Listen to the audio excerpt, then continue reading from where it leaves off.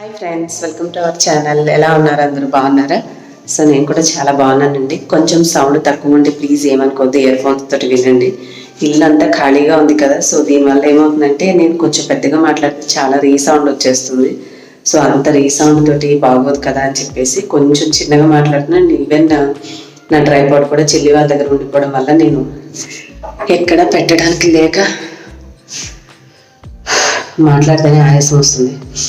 ఎక్కడ పెట్టడానికి లేక అలవాటు లేకపోయినా చేతితో పట్టుకుని ట్రై చేస్తున్నాను. సో ఈరోజు second day of my Covid అండి. సో ఇవాళ ఏం చేసామనేది మీతో షేర్ చేస్తాను. ఫస్ట్ డే అయితే ముందు వెళ్ళిపోయి ర్యాపిడ్ టెస్ట్ చేసుకున్నాను కాబట్టి ఇంకా తెలిసిన తర్వాత ఇమీడియట్గా మారడం అన్నీ మీతో షేర్ చేశాను కదా, ఏమేమి తెప్పించుకున్నారని. సో ఆల్మోస్ట్ అన్నీ చూసేసారు మీరు. ఇప్పుడు ప్రజెంట్ ఏంటంటే సెకండ్ డే మా పరిస్థితి ఎట్లా ఉందంటే, నాకు పర్లేదండి. నైట్ నేను మెడిసిన్స్ వేసుకొని పడుకున్నాను కాబట్టి ఉదయానికి రిలీఫ్గా ఉంది. సాయంత్రం వరకు బాగుంది. సాయంత్రం నుంచి మళ్ళీ జ్వరం లాగా షివరింగ్గా ఉంటే ట్యాబ్లెట్ వేసుకున్నాను. కాకపోతే మా హస్బెండ్కి నిన్న చాలా డేంజర్గా అనిపించింది. అంటే 102కి పెరిగిపోతూ ఉందన్నమాట. దాటిపోతూ ఉంటే ఇంకా నేను ఒక చున్నీ మొత్తం తడిపేసేసి వంటి మీద ఎక్కువసేపు అట్లా పెట్టి బయట గాలి తిరిగి అలా ఇలా చేస్తే నిన్న కొంచెం టెంపరేచర్ కంట్రోల్లోకి వచ్చింది. మార్నింగ్ కూడా 99 చూపించింది. ఆయనకి ఏంటంటే చలి జ్వరం లాగా షివరింగ్ వస్తూ ఉంది. సో దానివల్ల ఇంకా జ్వరం అనేది తగ్గట్లేదు, అలా ఇబ్బంది పడుతూ ఉన్నాము. నేను కొంచెం బెటర్గా ఉన్నాను. ఇంకేం చేశానంటే ఈరోజు మామూలుగా ఇంకా చేస్తున్న కేర్ అంటే ఇది రికవరీ అయిన తర్వాత మీకు షేర్ చేస్తే మీకు కూడా యూస్ఫుల్గా ఉంటుందని నేను ఎలా ఫాలో అని చెప్తాను. మార్నింగ్ వచ్చేసి చెల్లి బ్రేక్ఫాస్ట్ నాకు ఇడ్లీ పంపించింది, చట్నీ తిన్నాము. తర్వాత ఫ్రూట్స్ లైక్ కివి ఒకసారి, డ్రాగన్ ఫ్రూట్ ఒకసారి, అట్లా గ్యాప్ ఇచ్చి కొంచెం జామకాయ, కొంచెం ఆరెంజ్, అట్లా డే మొత్తం మీద ఒక 2 to 3 వెరైటీస్ తినేలాగా ఫ్రూట్స్ తింటున్నామండి. ఫ్రూట్స్ తిన్న తర్వాత మధ్యలో డ్రై ఫ్రూట్స్, ఆల్రెడీ అమ్మ చేసిన డ్రై ఫ్రూట్ లడ్డు ఉంటుంది కాబట్టి డైలీ ఒక లడ్డు తింటున్నాము. సో మరి ఈ విధంగా డైట్ జాగ్రత్తగా ఫాలో అవుతున్నాం. మేమైతే ఇప్పుడు నాన్ వెజ్ అయితే ఏం తీసుకోవట్లేదండి. లైక్ గుడ్లు కానీ మాంసం. సెకండ్ డేనే కదా, ఫీవర్గా ఉంది, ప్లస్ నాన్ వెజ్ తింటే ప్రాబ్లం అవుతుందని చెప్పేసి ప్యూర్లీ వెజ్ మీదే ఈ వీటితోటి ట్రై చేస్తున్నాము. నాకు కూడా ఆయాసం వస్తుంది. సో ఇంకా వేడి చేయకుండా కొంచెం కొబ్బరి బొండాలు అవి తాగుతున్నాను. తల దువ్వింది లేదు, ఏమీ లేదు, పిచ్చి పిచ్చి అవతారంలాగా ఎలా అంటే అట్లా ఉన్నాను. ఇంకేం చేస్తాం, తప్పదు కదా, అందం చూసుకుంటూ కూర్చోలేం కాబట్టి ఏదో ముక్కుతో మొలుగుతా అలాగే నడుపుకుంటూ వచ్చాము. సాయంత్రం అయ్యేసరికి కొన్ని ఐటమ్స్ ఆర్డర్ చేశాను. ఇదిగోండి ఇక్కడ ఉన్నాయి. ఏమేమి తెప్పించాను ఏంటనేది మీతో షేర్ చేస్తాను. ఎందుకంటే పాపం మా చెల్లెలు ఆఫీస్కి వెళ్తుందండి. లేదంటే అన్ని రోజులు మన కోసం ఉండలేదు కదా, ఇదేమో ఒక డేలో అయిపోయేది కాదు. మనం రికవరీ అయ్యే వరకు ఇక్కడ ఉండాలి.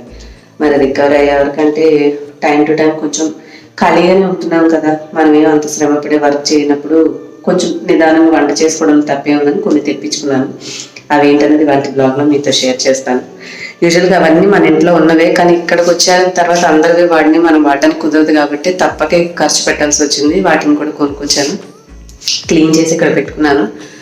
సో రేపు మళ్ళీ తీసుకోవచ్చు, కానీ మంగళవారం రోజు తీసుకోవడం ఎందుకులే, ఇచ్చేసాయని చెప్పి మా చెల్లిని బయట పెట్టమని చెప్పేసి తెప్పించేసుకున్నాను. ఇక్కడే ఉన్నాయి. సో అవి ఏంటనేది మీతో చూపిస్తాను. అంతే అండి. ఇంకా మధ్యాహ్నం వచ్చేసి మా కోసం చారు, అలాగే దొండకాయ వేపుడు, తోటకూర ఫ్రై చేసి పంపించింది. సాయంత్రం అవే కర్రీస్ తోటి జొన్న రొట్టె చేసి పంపించింది. ఇట్లా గడిచింది మాకు. అండ్ ఇప్పుడైతే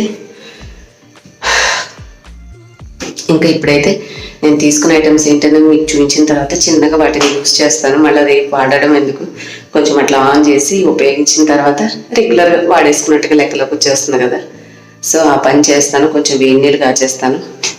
సో అంతేనండి. హోప్ మీ అందరికీ నేను షేర్ చేసే ఈ బ్లాగ్స్ హెల్ప్ అవుతాయని అనుకుంటున్నాను. ఇప్పుడైతే రిమైనింగ్ బ్లాగ్ వస్తుంది, చూసేసేయండి. ఇంకా ఇక్కడైతే సెకండ్ డే సాయంత్రం అండి. ఇది ఉదయం ఊడ్చేది కాదు, నైట్ అయిపోయింది. కానీ ఆ ఇల్లంతా చుట్టూరా కన్స్ట్రక్షన్ అట్లా నడుస్తూ ఉంటుంది కదా, సో డస్ట్ ఎక్కువ వచ్చి ఆ కాలు కింద ఇసుకిసుగ్గా అనిపిస్తుంది. సో సెకండ్ డే సాయంత్రాన్ని కొంచెం నేను బెటర్గా ఉన్నాను కాబట్టి సరే కొద్దిగా మమ్మీని చీప్ రెడీకి తీసుకొని పక్కన పెట్టుకున్నాను. దాంతో మొత్తం అంతా కూడా చక్కగా ఊడ్చేసుకుంటూ ఉన్నాను. కనీసం నడిచేంత వరకైనా కొద్దిగా ఊడ్చుకుంటే కొద్దిగా అంత లెక్క బాగుంటుంది. ఎక్కువ దుమ్ముగా అనిపిస్తుంది అని చెప్పేసి తప్పక ఆ పని చేస్తూ డ్రై ఫ్రూట్స్ అవి కూడా కొన్ని ఎత్తి నానబెట్టుకున్నామండి.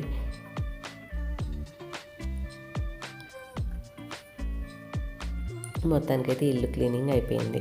ఈవినింగ్ అయిపోయిన తర్వాత సో ఇంకా సాయంత్రానికి చెల్లి జొన్న రొట్టె పంపించింది అండ్ కర్రీ పంపించింది. అవి తినేసి అక్కడ ఒక మొత్తం కాగితం లాంటిది వేస్ట్ది పెట్టుకున్నామండి. సో అక్కడ తీసేసాను.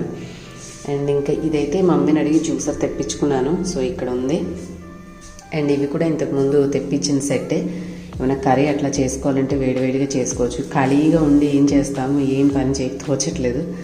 సో ఇంకొచ్చేసి ఇక్కడ ఫ్రూట్స్ అన్నీ కూడా తెప్పించుకున్నాను. ఊరికూరికే ప్రతిసారి మా కోసం ఎవరు తిరగకుండా ఆరెంజెస్, దానిమ్మకాయలు, యాపిల్, కివీ ఫ్రూట్స్ అండ్ పైన వచ్చేసి డ్రాగన్ ఫ్రూట్, కీర అయితే ఇంతవరకు ఓపెన్ చేయలేదు. ఈ జాంకాయ రేపన్నా తినేయాలి.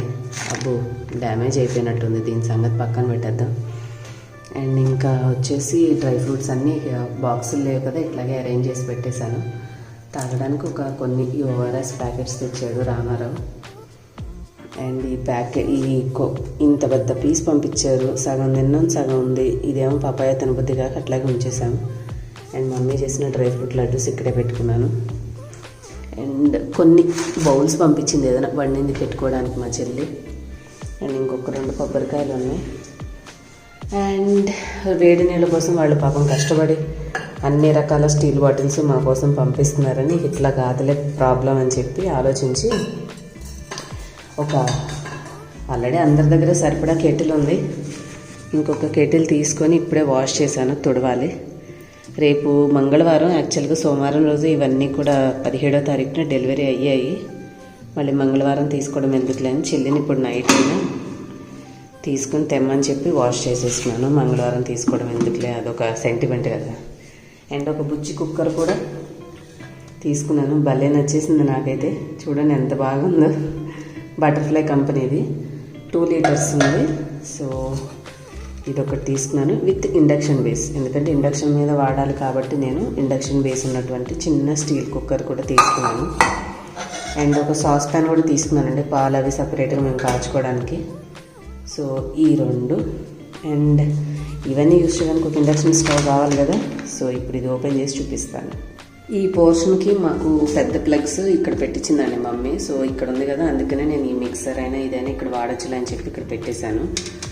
దీన్ని ఎక్కడైనా యూజ్ చేసుకోవచ్చులేండి, ఇది ఇక్కడే అవసరం అని ఏం లేదు. బట్ ఇదంటే కొంచెం పెద్ద పిన్నే ఉండాలి కదా, అందుకని సేమ్ ఇది నా దగ్గర ఆల్రెడీ ఇంట్లో ఉందండి. నాకు చాలా ఈజీ అనిపించింది ఈ ఇండక్షన్ స్టవ్. పెద్ద గ్రీక్ అండ్ లాటిన్ లాగా ఏం లేదు. దీన్ని ఇక్కడ ఆన్ చేసుకుంటాము. ఉన్న టెంపరేచర్ ప్లస్ పెంచుకోవడానికి, తగ్గించుకోవడానికి కొన్ని ప్రీసెట్ మెనూస్ ఉన్నాయి. ఇవైనా పెట్టుకోవచ్చు. నాకు తెలిసి ఏంటంటే మ్యాక్సిమం మనం అంటే మనకి ఏది కన్వీనియంట్ టెంపరేచర్, ఇప్పుడు మనం వండేది ఎక్కువ మాడకూడదు అనుకుంటే తక్కువ పెట్టుకోవచ్చు. సో ఒకసారి ట్రై చేస్తాను. ఇది ఆన్ చేసి మీకు మళ్ళీ చూపిస్తాను. అండ్ హీటింగ్ ప్లేట్ ఇక్కడ నీట్గా ఉంది. సో మనము వంట చేసుకోవడానికి ఇట్లాగా దీని మీద పెట్టేసుకుంటే కరెక్ట్గా సరిపోతుంది. సో దాని హీటింగ్ ఎలిమెంట్కి సరిపడేలాగా పెట్టాను. ఛార్జింగ్ పాయింట్స్ అక్కడ పెట్టుకుంటున్నాము. ఏదో ఒక డస్ట్బిన్ అక్కడ ఉంది. కొంచెం ఒక చీపురి చేట కూడా తెప్పించుకున్నా. ఇల్లంతా దుమ్ముగా ఉంది, చిరాకుగా ఉంది కదా అని చెప్పేసి వాటిని యాక్సెసిబుల్గా ఇక్కడ పెట్టుకొని ఏవో బ్రష్ అండ్ క్లీనర్లు ఇక్కడ పెట్టాం. ఈ బట్టలు ఏంటో ఎక్కడ హ్యాంగర్ లేక ఎక్కడ పడితే అక్కడ తగిలించి గందరగోళంగా ఉంది. పాపం మా హస్బెండ్కి జ్వరం తగ్గట్లేదండి, ఆయన ఇబ్బంది పడుతున్నారు, ఆయన పడుకున్నారు. అండ్ ఈ వెపరైజర్ ఒకటి ఇక్కడ పెట్టుకున్నాను, కొంచెం ముక్కది గారితే తుడుచుకోవడానికి టిష్యూ అది. అండ్ అదొకటి చెల్లి వాళ్ళే పంపించారు వాటర్, మాకు ఇబ్బంది లేకుండా. సో అది ఉంది అక్కడ. ఇంకా బాబు బట్టలు కూడా మా దగ్గర ఉండే కానీ ఎందుకులే అనవసరంగా అని చెప్పేసి వాటిని తీసేసి కింద ఒక డే 2 డేస్ బయటే వదిలేశాను. కిందకి వెళ్ళి వాటిని వాష్ చేయమని చెప్పా. అండ్ ఇంకా మేము వచ్చిన దగ్గర నుంచి విడిచిన బట్టలు ఇవి ఉన్నాయి. వాష్ చేస్తాను అంటే నువ్వు కొంచెం తగ్గింది అని చెప్పేసి మళ్ళీ ఆ పనులు ఈ పనులు చేసావంటే జ్వరం ఎక్కువైతే వద్దు అందమ్మ. సో అలాగే ఉంచాను. ఒక సర్ఫ్ ప్యాకెట్ కూడా తీసుకొచ్చి ఇచ్చాడు మా రామారు. సో అది అక్కడ పెట్టి ఇదిగోండి ఇవి ఉన్నాయి, కొంచెం ఓపిక తెచ్చుకొని కాస్త ఉతకాలి. ఏం చేస్తాం, అన్ని టవల్స్ ఒక చోట కాకుండా ఒక్కొక్కళ్ళదే టవల్ ఒక్కొక్క చోట ఆరేసుకుంటూ. ఇగో ఇందులో వచ్చేసి అమ్మ వాళ్ళు ఫస్ట్లో ఎట్లా అంటే ఒకటి ఇండియన్ ఒకటి వెస్ట్రన్ ఉండేలాగా చూసుకున్నారు. సో ఇబ్బంది లేకుండా. నాకైతే వెస్ట్రన్ కంటే ఇండియానే ఈజీ అనిపిస్తుంది, అందుకని చెప్పి నేను ఇటు వాడుకుంటున్నాను. మా హస్బెండ్ బాత్రూమ్ అటు సైడ్ యూజ్ చేసుకుంటున్నారు. ఇవ్వండి ఇక్కడ కొన్ని వేలాడేసాను. అంటే మార్నింగ్ టైంలో కిటికీలు తీస్తున్నాను. సో అప్పుడేంటంటే ఇవి చక్కగా గాలి వస్తూ డ్రై అవుతూ ఉంటాయని చెప్పేసి కాస్త స్వెటర్ తీసుకున్నాయి. ఇవాళ జ్వరం తగ్గింది. సో ఈ స్వెటర్ వేసుకుంటే చెమటగా అనిపించి దాన్ని తీసేసాను. అండ్ హ్యాండ్స్ కడుక్కున్నప్పుడల్లా ఇది తుడుచుకోవచ్చునని ఇక్కడ పెట్టా. బయటికి వెళ్ళానని చెప్పేసి చున్నీ అక్కడ తగిలిచ్చాను.